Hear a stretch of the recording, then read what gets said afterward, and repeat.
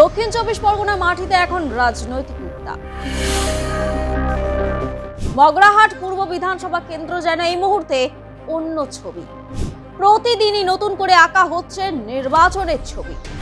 এই কেন্দ্রের ইতিহাস বলছে 2011, 2016 এবং 2021 সালে তিনবারই এখানে জয় ছিনিয়ে নিয়েছে তৃণমূল কংগ্রেস। প্রাক্তন বিধায়ক নমিতা সাহার হাত ধরে এই অঞ্চলে সংগঠনে ভিত শক্ত হয়েছে, গড়ে উঠেছে নির্দিষ্ট ভোট ব্যাংকও।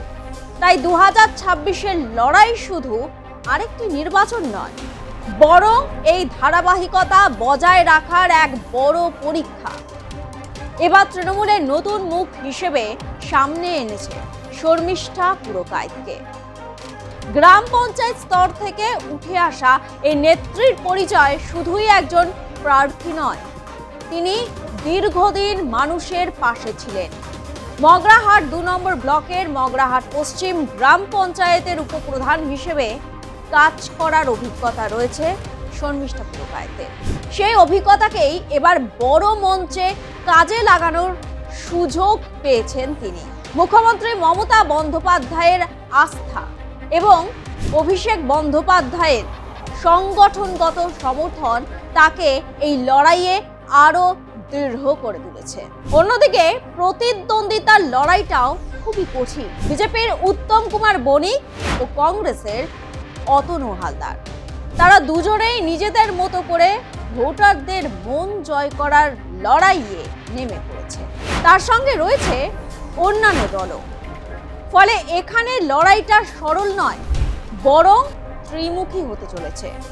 সব প্রার্থীরাই নেমে পড়েছে প্রচারে। 12 এপ্রিল রবিবার যোগদিয়া অঞ্চলে শর্মিষ্ঠা পুরকাইতের রোড শো যেন এক জনজোয়ার।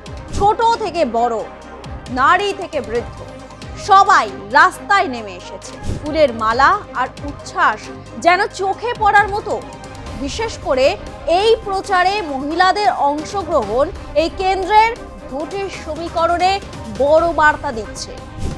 তৃণমূলের স্থানীয় সভাপতি সেলিম লস্করের নেতৃত্বে সংগঠনও ঐক্যবদ্ধ হয়ে মাঠে নেমেছে। প্রতিটি জায়গাতেই চলছে প্রার্থীদের জোরদার প্রচার পর্ব। প্রচার কেন্দ্রে রয়েছে উন্নয়নের বার্তা, যুব সাথী, লক্ষ্মীর ভান্ডার, এইসব প্রকল্পের সুফল তুলে ধরা হচ্ছে মানুষের সামনে। শর্মিষ্ঠা পুরকাইতের বক্তব্য, গ্রামের রাস্তা হয়েছে, খাদ্য নিরাপত্তা নিশ্চিত হয়েছে, স্বাস্থ্য ও শিক্ষার উন্নতি হয়েছে। এবার সেই ধারাকে আরো এগিয়ে নিয়ে যাওয়াই তার লক্ষ্য। তিনি আরো বলেন, মানুষের সমর্থন তার পক্ষেই রয়েছে। ভালোই হচ্ছে। আজকে আমরা ফার্স্ট টাইম গেছিলাম বকুন্ডি পঞ্চায়েতের ওখানে। আজকে এবার এখানে এসেছি মগরাহাট পূর্ব পঞ্চায়েতের মধুসূদনপুর গ্রামে। নেক্সট বিকালেও আছে আমাদের মগরাহাট পশ্চিম পঞ্চায়েতের মিলনপুর গ্রামে। পাড়ার ভিতরের রাস্তা নিশ্চয়ই হাই রোড হবে না, না সেটা কি হয়? এখানে জোর বাইক যাবে, অটো যাবে, টোটো যাবে, এরকম যাবে। হাই রোড করার দরকার আছে। আপনারা কেউ জানাচ্ছেন হাই রোড দরকার? এটা কেউ জানাচ্ছে না। পাড়ার ভেতর হাই রোড কারোর দরকার নেই।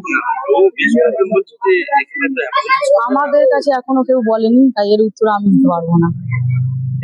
এছাড়া হচ্ছে যখন পানীয় জল বাড়ি বাড়ি পৌঁছাচ্ছে, সেই সময় হচ্ছে রাস্তার বেহাল দশা হয়ে গেছে। তারপরে আর রাস্তা আবার তো রিপেয়ার আমরাই করছি। মানে ওটা তো পিএইচ দপ্তর করেছে, ওটা তো তৃণমূল সরকার করেনি। পিএইচ দপ্তর করেছে, কেন্দ্র সরকারের টাকায় সেটা হবে বলে ওনারা, ওটা কেন্দ্র সরকারের প্রকল্প সম্পূর্ণ। কিন্তু রাস্তা যে খারাপ করে ওনারাও তো চলে গেছে, সেটা রাস্তা মেরামত তো টিএমসি করছে। সকাল থেকে একদম ব্যস্ততার মধ্যে বিরোধীরা তেমন ভাবে প্রচার। বিরোধী নিয়ে আমার কোনো কথা বলার নেই। আমি নিজেই খুব সন্তুষ্ট, ঠিক আছে, আমার দলের কাজে। আমি নিজের দলের কাজ করতে চাই, আমি নিজের দলের কাজটা মানুষের কাছে পৌঁছে দিতে চাই। তাই আমার বিরোধী নিয়ে কোনো কথা নেই। আমি বিরোধী কথা বলতে চাই না। দল যে কাজ করেছে, আর আমাদের নেত্রী যেভাবে মানুষের পাশে আছে, সাংসদ যেভাবে পাশে আছে, সর্বোপরি আমাদের এখানে ব্লক সভাপতি প্রতিটা ব্লকবাসীর পাশে যেভাবে আছে, তাতে আমাদের জয় নিশ্চিত। সেটা 4 তারিখের পরে জেনে যাবেন।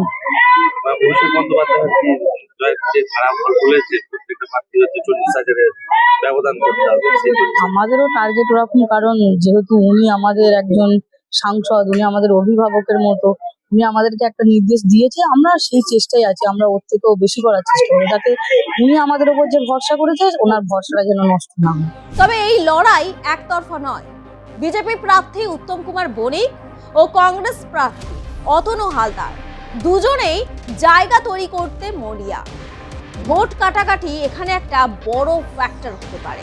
2021-এ বিধানসভা নির্বাচনে নমিতা সাহা 11,945 ভোটে জয়ী হয়েছিলেন বিজেপি প্রার্থী চন্দন কুমার নস্করকে হারিয়ে। ইতিমধ্যে কেন্দ্রীয় বাহিনী কড়া নজরদারি। এখনো পর্যন্ত কোনো অশান্তির খবর আসেনি। তবে যত সময় এগোচ্ছে উত্তেজনার পারদ ততই বাড়ছে। এখন প্রশ্ন হচ্ছে, কার দখলে যাবে মগরাহাট পূর্ব? রাজনৈতিক সমীকরণ বলছে অতীতের রেকর্ড ও সংগঠনের জোরে তৃণমূল কিছুটা এগিয়ে, কিন্তু নতুন প্রার্থী হওয়া শর্মিষ্ঠা পুরকাইতের জন্য এটা একটা বড় চ্যালেঞ্জ। অন্যদিকে বিরোধীদের ভোট যদি একজোট হয় তাহলে সমীকরণ বদলাতেও সময় লাগবে না। অবশ্য নতুন নেতৃত্বকে সামনে রেখে তৃণমূল কংগ্রেস একদিকে যেমন সংগঠনের ভিত মজবুত করতে চাইছে, তেমনি ভোটারদের কাছে গিয়েও একটি নতুন বার্তা দিতে চাইছে। সব মিলিয়ে এখন মগরাহাট পূর্ব বিধানসভা কেন্দ্র জমজমাট নির্বাচনী আবহ। পায়ে হেঁটে জনসংযোগ, উন্নয়নের বার্তা ও দলীয় ঐক্য, এই তিনটি বিষয়কে সামনে রেখে প্রচার করছেন শর্মিষ্ঠা পুরকাইত। আগামী দিনে এই প্রচার কতটা কার্যকর হয় এবং ভোট বাক্সে তার প্রতিফলন কতটা পড়ে সেটাই এখন দেখার। শেষ পর্যন্ত এই লড়াইয়ের ফল নির্ধারণ করবে মগরাহাট পূর্বের মানুষই।